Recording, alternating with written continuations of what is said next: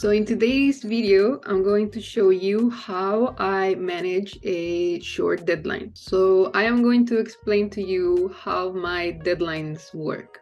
For example, for this project, a client contacted me on Monday if I had the availability to take on this job.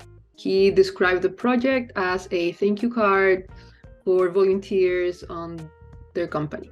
Okay, I was happy to accept the job. It was a wonderful concept. They wanted to do a hand holding flowers, the 4 flowers of England. They sent me examples from my portfolio that they like, so they had a pretty clear idea. Wonderful. I told them that I could take on the project, and then I didn't hear back from them until Wednesday. Wednesday, they confirmed for me to go forward and they sent the brand's guideline. But they wanted to see sketches before Friday. So it took me a couple of hours to finish the sketches and send it to them the next day so they could approve it, and then I could move to color. So I'm taking the weekend now to finish some color propositions that I will send Monday, but they need to send it to print before Tuesday. So all day Monday, I'm going to be checking my email constantly to see if they like the colors that I propose and if they need to modify anything quickly. So that takes me to today, when I can only dedicate a couple of hours to finish this project because I also have another project that I need to finish for tomorrow. So I decided to share with you all my stress of this Sunday afternoon. Here are all the sketches that I've presented to them. We went with this one, the one with the curved text at the top and the hand holding the flowers. And I'm gonna show you how I save time when I'm working on a tight deadline. I think what will help you the most is to be very organized at every step of the process. By that I mean start with sketches and sketches only, then move to color, and then move to details.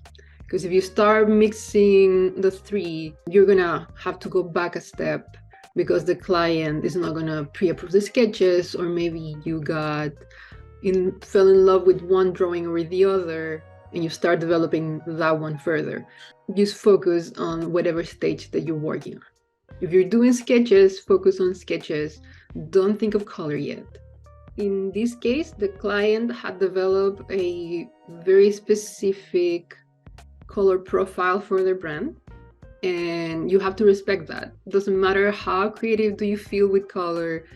This is a document that designers have worked intensely, and it's there for a reason. It is what best represents their brand, and you should respect that.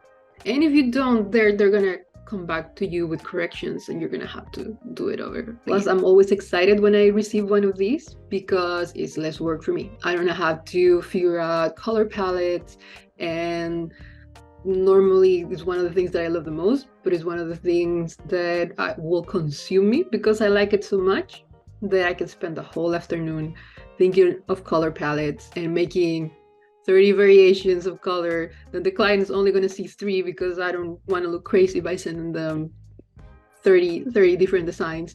So I just pick 3 or 4, but I get absorbed a lot by working with color. So I'm looking at some flower references of the flowers that they wanted. And I am working on one flower called the Creeping Thistle. It's a very beautiful flower. And for this design, mostly what I'm doing are simpler versions of the flower. So you take the reference image that I found here and simplify it. Simplify it to its minimal shapes. And in that simplification, it also saves you some time because you could try to pick a style that would have a lot of details, but it's not really what they requested, so you would be using a lot of your own time in adding details. I'm trying to add some variety here. So I am drawing 2 flowers and one bud for these thistles. I think the name is thistle. I'm probably pronouncing it wrong, but another time saver is using this lasso tool here, the freehand, for selecting the areas that you're going to use color like this, because if you are going to use any other brush, let's say I'm going to use this brush here, it takes a little longer to outline it and to fill it up. And sometimes there are gaps and the paint goes all over your canvas. And like I said, I'm rushing through this project because I have the deadline for tomorrow and I have other projects to work with. So you have to time manage if you want to be an illustrator.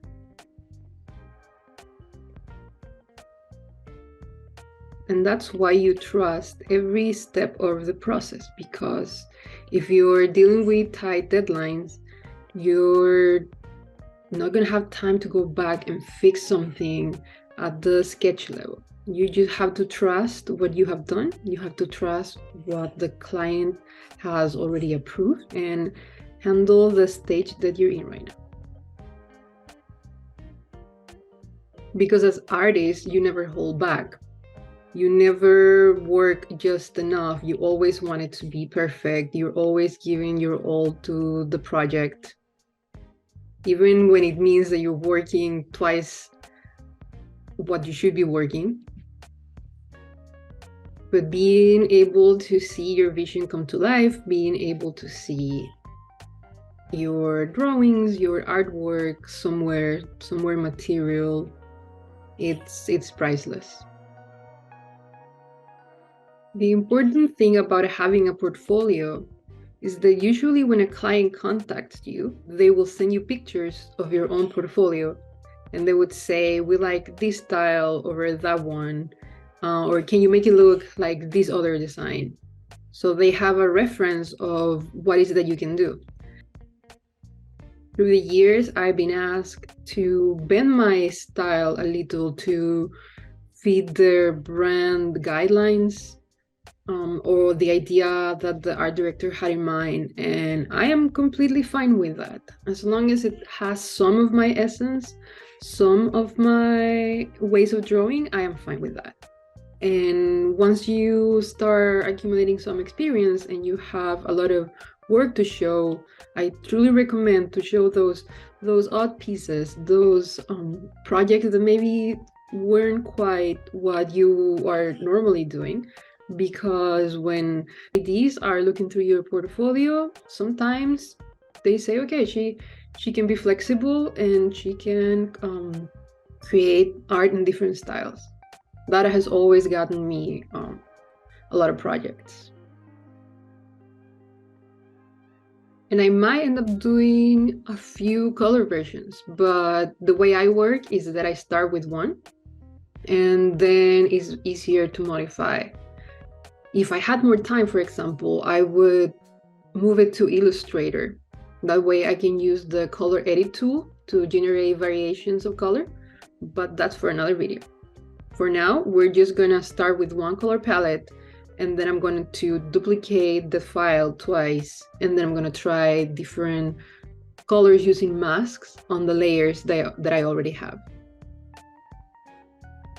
Another time saver is having your brushes in your favorite folder. That way you don't have to go through all of your brushes to find the ones that you're using. I normally use between 1 and 2 brushes in one illustration. I feel like it's the same as a restricted color palette. If you start using too many brushes, doing too many effects, then it's just somehow I feel it looks messy. So I try to restrict it to 3 or 4, depending on the complexity of the project. So far, I'm happy with the result. I think I might need to use a blue background to let the flowers, which are all warm colors, to show up more. I think we finished our flowers. Maybe I can turn these off here. I think it has a very good composition. And now I'm going to work very quickly on the text. For the text, I'm going to use a more messy brush. And I already have it outlined, but I wanted to have that handwritten texture. I'm going to outline it all first, and then I'm going to fill it in. I am doing this with some looseness because I wanted to have that hand-drawn effect. And the key for these is to make a bunch of them and just pick the best. And normally by the 4th or 5th try, you have a better handwriting.